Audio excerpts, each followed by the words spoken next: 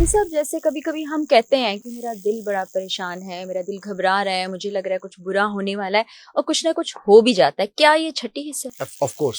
اور یہ کیسے اس کو آپ جان سکتے ہیں؟ سب سے پہلے تو جاننا، پھر اس کو اسٹرانگ کرنا، کیونکہ موجود تو ہر ایک میں ہے نا. ہر ایک میں وہ نا جو میں ایک کورس جو کراتا ہوں سلوا کا، ہوزے سلوا اس کا بانی ہے. وہ ایک بڑا ہی اسٹانچ قسم کا، بڑا ہی اسٹرکٹ قسم کا کیتھولک کرسچین تھا، میکسیکن کیتھولک تھا وہ، امریکن.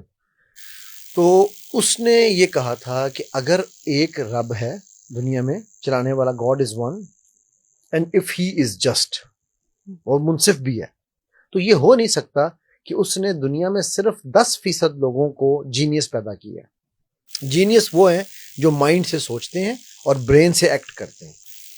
ایکشن فزیکل ہونا ہے نا، سوچ مائنڈ سے آنی ہے. تو اس نے یہ پورا سلوا کا ایک سسٹم بنایا تھا. اس کا یہ ماننا تھا کہ بھئی اگر وہ ایک ہی خدا ہے اور وہ ایک خدا منصف ہے، تو اس نے سب کو یہ طاقت دی ہے. 10% لوگ، کیونکہ ریسرچ یہ کہتی ہے، ڈاکٹر رائن تھے ڈیوک یونیورسٹی کے، اور 1950s میں انہوں نے یہ ریسرچ کیا کہ انہوں نے یہ ثابت کیا تھا کہ دنیا میں صرف 10% جینیسز ہیں جن کی چھٹی حص 100% صحیح بتاتی ہے انہیں، ٹھیک ہے، اور باقی 90% یہ پیدا ہوتے ہیں، یہ بنائے نہیں جا سکتے. تو سلوا نے یہ ثابت کیا تھا کہ اگر وہ 10% پیدا ہوئے ہیں تو 90% بھی جینیسز ہیں، ان کو ادراک نہیں ہے. جیسے کہ ہم نیوٹن کی مثال دیتے ہیں کہ وہ شخص تھا جس نے اپنے دماغ کا کچھ % استعمال کیا. یہ مثال غلط ہے. یہ مثال ہی غلط ہے. یہ مثال ہی غلط ہے.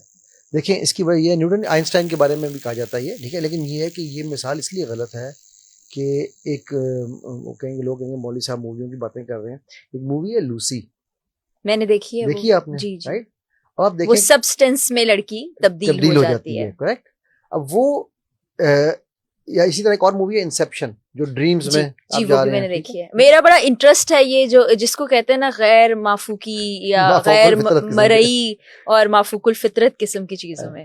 تو اب آپ دیکھیں کہ ان دونوں موویز میں جو چیز آپ کو دکھائی جا رہی ہے، جو چیز بتائی جا رہی ہے، وہ بیسیکلی یہ بتایا جا رہا ہے کہ آپ کا مائنڈ کتنا پاورفل ہے، کیا کچھ کر سکتا ہے، ٹھیک ہے.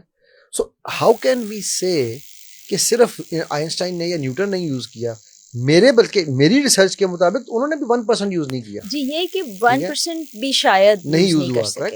سو اب اس لیے ہر انسان اپنی کیپیسٹی کے مطابق، یہی تو سلوا کا باقیوں سے اختلاف تھا. سلوا یہ کہتا تھا کہ 10% اگر آپ کہتے ہو کہ وہ جینیس ہے نا، تو وہ لوگ ہیں جن کو بائی ڈیفالٹ پتہ چل گیا یار کہ وہ آپ نے اس کو پیر بنا کے بٹھا دیا، وہی پیر صاحب کو فوراً پتہ چل جاتا ہے، رائٹ.